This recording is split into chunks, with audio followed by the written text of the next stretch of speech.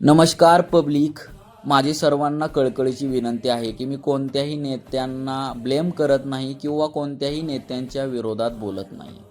आज मणिका कर्णी घाट म्हणजे वाराणसीमध्ये जे काम चालू आहे, काम चालू असताना तिथं महादेवाची पिंड, पुण्यश्लोक अहिल्यादेवी होरकळ यांची मूर्ती, त्याच्यावरती पाय देऊन चालले आहेत लोक, त्यांची विटंबना करत आहेत.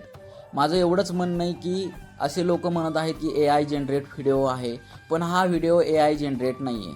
तुमचं काम करण्याबाबतीत किंवा डेव्हलपमेंट करण्याबाबतीत आमची कोणाचीही तक्रार नाही, पण तुम्ही जे करत आहात किंवा तुम्ही जे तोडफोड केली आहे पुण्यश्लोक अहिल्यादेवी होरकळ यांच्या किंवा महादेवाच्या पिंडींचे, ते काम चालू करत असताना तुम्ही त्या मूर्ती किंवा महादेवाची पिंड बाजूला ठेवू शकत होता.